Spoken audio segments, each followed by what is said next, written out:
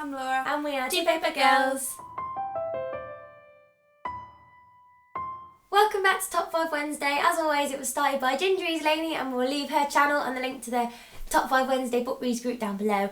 This week is your top 5 books that you did not finish. I assume one is the book that you most hated because you did not finish it, or whatever reason you have that you think is the most important for not finishing the book.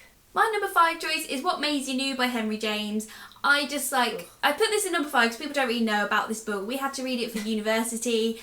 It's like old-fashioned Jeremy Kyle, all about this little girl whose like parents are divorced and kind of going between different partners, and she's kind of tossed between them all. I read about 10 pages and gave up because there was no paragraphs, the sentences were really long. Amy had finished it and talked about how awful it was, so there was no hope of it getting better, and I had other university reading to prioritise, so I just couldn't even bear to pick up that book, and I think I've sold it now.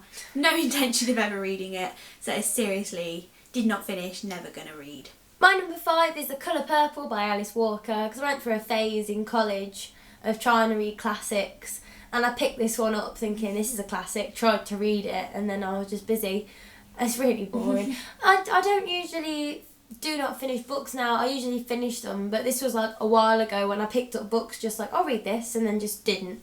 So this is from quite a while ago, but I'm going to give this one a shot, which is why it's at number 5, because I think I'll actually give it another chance. My number 4 is The Casual Vacancy by J.K. Rowling. I feel like a lot of people didn't finish this book, which is why it's at number 4, because everyone bought it because it was like, J.K. Rowling's written a thing! And it had been years since Deathly Hallows came out, but it wasn't my kind of thing. I think I was a bit young for it. It was like proper adult fiction, really chunky, and I was like 13, 14, and I got about halfway through it in about 2 months, and then I just stopped because I got really confused on who was who. I know it's become like a BBC drama though, so I might watch it and maybe read it in the future. It's not like one I'll never read, but it was not the right book for that time for me. I don't think there was anything wrong with the book specifically though, I just didn't enjoy it. My number 4 is again a book that I picked up to try and widen my reading and it didn't go very well. It was Mill on the Floss by George Eliot. It was so damn boring.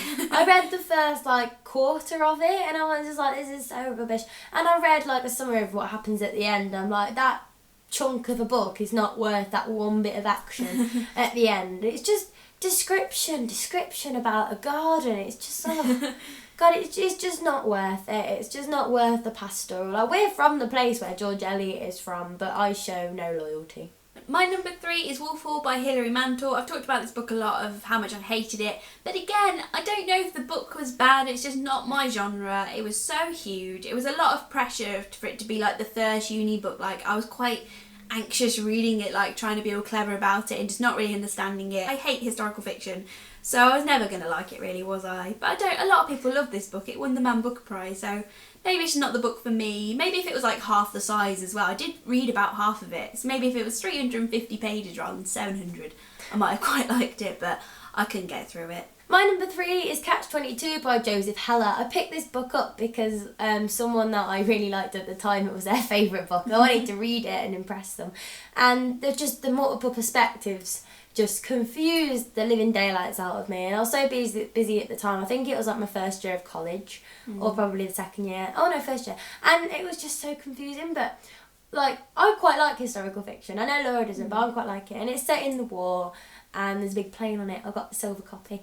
It looks really good, and a bit I read of it, I did actually enjoy it. The characters are really well developed, but it was just really chunky, and I wasn't into it at the time. My number 2 is Wide Awake by David Levithan. I tried to read this last summer, I think part of the booktubeathon, and I love David Levithan. I love everything he's ever written, so I was really shocked at how much I didn't like this book. Again, it could just be wrong book, wrong time, but it was all this weird alternative future where some big election was happening in America and everything was all LGBT problems, and I think it was trying to put across an important message, but I really didn't like this whole non-real setting. It was just a really strange, it wasn't obviously futuristic or anything. It was just everything was normal apart from one fake presidential campaign, and I just really didn't enjoy it, and the characters just seemed so repetitive of oh, they're gay and they're in high school. It's typical David Levithan, and that is what he does, but normally he does it really well, and there's very varied characters. In this book, I felt like I'd read it before, so I was disappointed in myself for not finishing it because it was really small, but I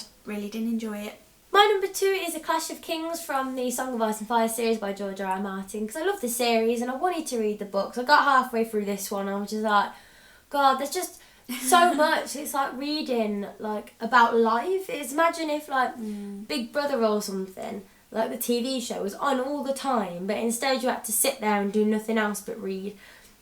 And there's nothing wrong with these books. They are enjoyable, and maybe in the future when Game of Thrones is finished and I want to jump back into the world, I will enjoy the books, because I do enjoy them when I'm reading them, but there's such a commitment that I can't commit to right now.